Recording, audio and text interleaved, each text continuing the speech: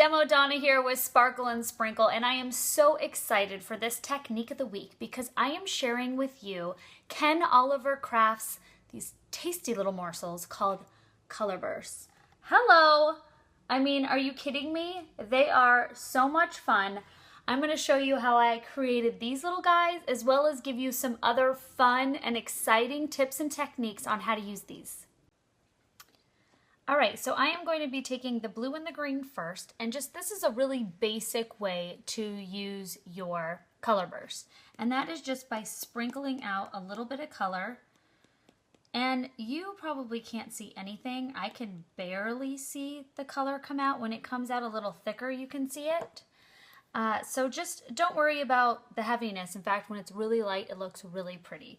And then I'm going to take my awesome little mini mister and just go ahead and activate the color. So that is just basically Color Burst 101, which is a lot of fun, a lot of simple. You can create a whole bunch of different background techniques, but there it is. Also, this is a wet medium. So if you want to keep your grimies from getting stained, you can wear gloves, or you can just show what a great day at the office you had by walking around with your beautifully stained fingertips. All right, so I am going to let that dry. And next, I'm going to show you how awesome this is on stencils. So I'm going to go ahead and place a little piece of scratch paper. I'm going to place my stencil down, and you can just wipe it up between uses too with a baby wipe, or you can take a whole bunch of different pieces of scrap paper and just keep coloring. There's a lot of color being left behind. I'm going to go ahead and use my blue and green that I have out again. And then I am going to use my mini mister, and voila. Now that is step number 1 with stenciling, and actually my favorite thing to do. Look at how absolutely beautiful that is. So wow, so fun, so gorgeous. So there is 2 different things that I've shown you, and now this is the reverse design, like the negative of the stencil. So you've got stencil number 1 here, and the second one, I'm just going to go and pick up all that color, and I'm using my cardstock from the paper cut. How cool is that? Hello, amazing. Look at, I threw a little orange in this one. So beautiful. I couldn't stop. I could not stop making samples for you guys. I probably would have had this done a week ago, but it was out of control. Out of control, I'm going to need an intervention. Okay, so there are 2 things with the stencil. Another thing you can do is fill your little mini misters. So I recommend not only getting all the colors of the color burst, but getting 6 little mini misters so you can make all of your own light colors to do just a simple spraying with. Just a simple spray. Okay, we're going to take that guy, set him somewhere. I'm out of space already. And then we're going to set that guy down, and I'm just going to go ahead and use my mini mister. Make sure you're spraying your paper, not your face, just FYI. Just do a couple little mists.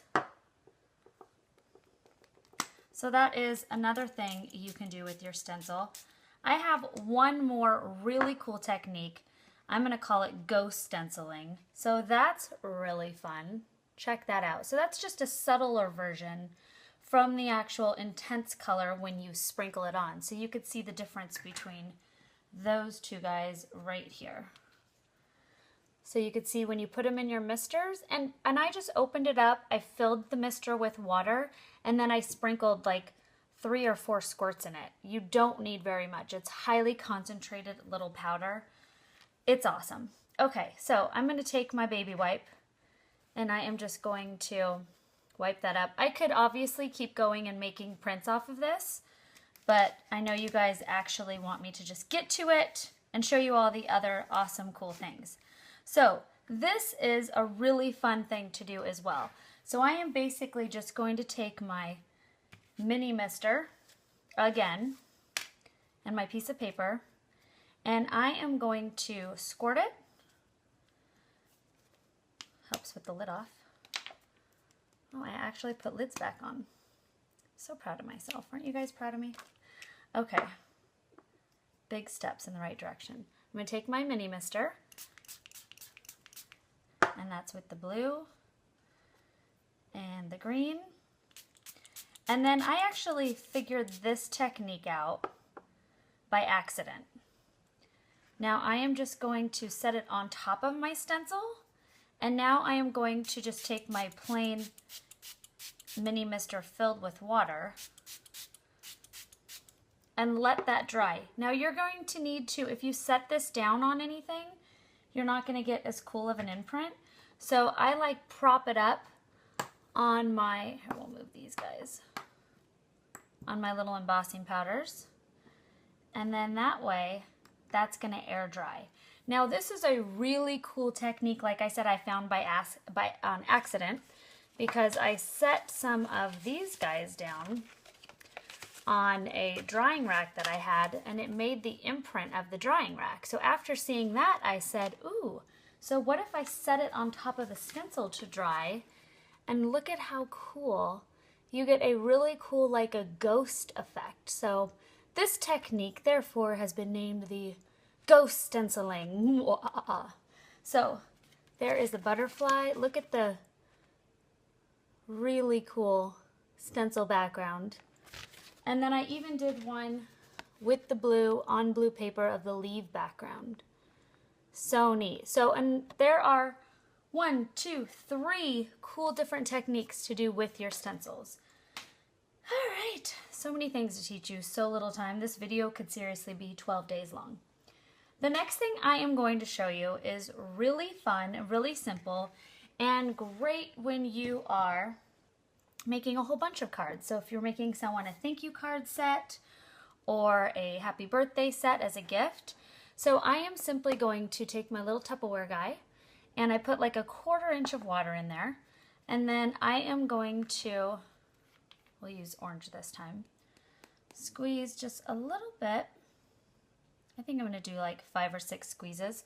Some of them come out a little heavier than others, so you'll know right away with there just being 6 colors which ones come out a little heavier.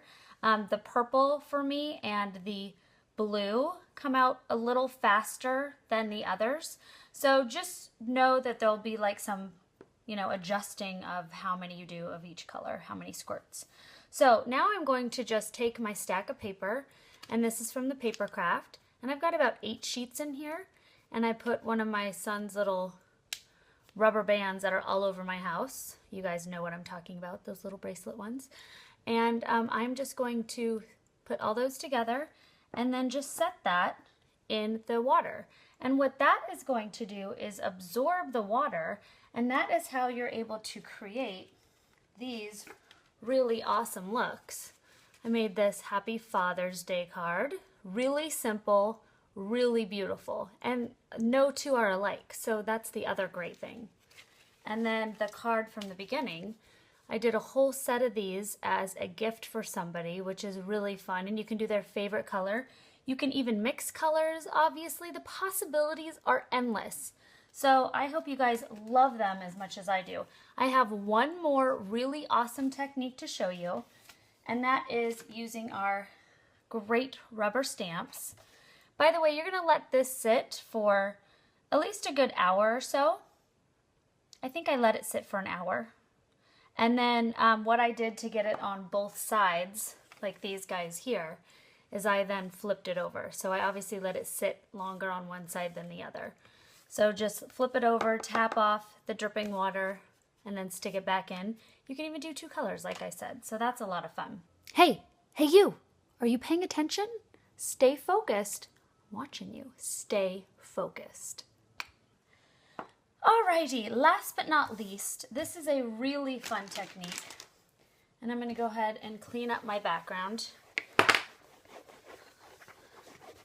You probably have to go out and buy yourself an expensive pair of shoes to get a lovely shoebox lid. Or you can use a tray, or you can use one of those craft mats. Whatever works for you. I just grabbed a shoebox lid, so I have something that I don't really care about if it gets stained by the watercolors. All right, so what I've done here is I've taken this beautiful rose stamp from one of our stamp sets, and I have stamped it with Versamark, and I have embossed it with white embossing powder. Maybe you can kind of see there, about 3 times. So I'm going to show you this really fun technique on how you can actually watercolor with these, as well as use the color burst technique of just squirting the color out. So I'm going to go ahead and add a little bit of the violet. And like I said, see, this one comes out a little bit heavier than some of the other ones. And I'm going to add a little bit of the, I can't even pronounce these yet, crimson. Yay! And then I'm just going to add a little bit of the orange. Yay! I can pronounce that one. Aren't you guys proud of me? All right. Once that's done, I am going to take my mister. You can really see now where my roses are. And now to make my color pop, oh my gosh, it's so pretty. I love it. I love it just like that. But if you want to go in and add a little detail, like the actual leaves on the rose, I'm going to take my paintbrush and I'm just going to go ahead and add a little green. The best part about anything involving watercolors is it's a really beautiful, worry-free type of painting and coloring of your paper because there's no right or wrong way to do it. So Ken Oliver has done an amazing job on doing something fun and beautiful with just endless possibilities. So thanks, Ken. We love ya. All right. So you can go in and I can take my actual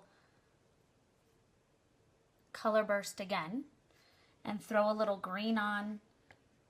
I can go in and highlight. Let's see, we will take some actual, so what I did here in these dishes, which are normally filled with glitter in my videos, is I just squirted some of the color bursts, like 4 or 5, and then added some water so it's really a very thick concentrate. And now I am just going to watercolor with it.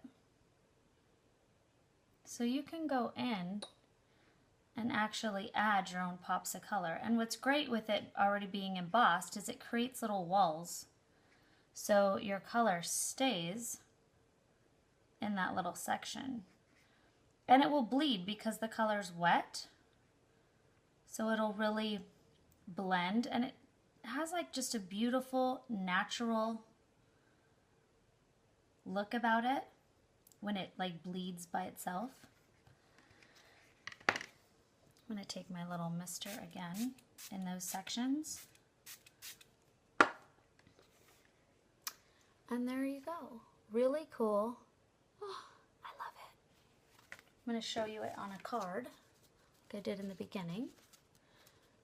Ooh, and here is another one that I did. Isn't that fun? Now I actually didn't have any watercolor paper to work with, but that is really, really fun medium to do as well. When Ken was doing this at CHA, he was doing it all on watercolor paper, and it's just gorgeous. It has a completely different effect on the watercolor paper. And one last thing I want to show you guys is really fun to do on actual old dictionary paper or book paper. And then I went ahead and punched it out. So I did this beautiful scrapbook, just the beginning of a scrapbook layout. And if you want to see how the butterflies are added on, that's on another video, the flying butterflies. And then also with heat embossing, if you're not familiar with heat embossing, you can check out our heat embossing part 1 and part 2. So enjoy, guys. Well, once again, I had a fantastic time. This is my favorite part of the week, so I hope you enjoyed this video too. Thanks for watching. Don't forget to subscribe. Share it with your friends, all of your Facebook friends. You can share it everywhere. Sharing is caring, unless it's like the flu. Don't share that. So comment away. I love reading your comments. Thanks so much, and a big shout out to Ken Oliver. Thanks so much for sharing your beautiful product and inspiration with us. Toodles!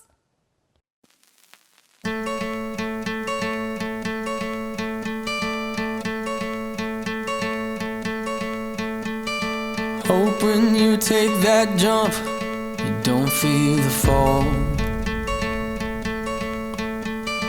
Hope when the water rises, you built a wall.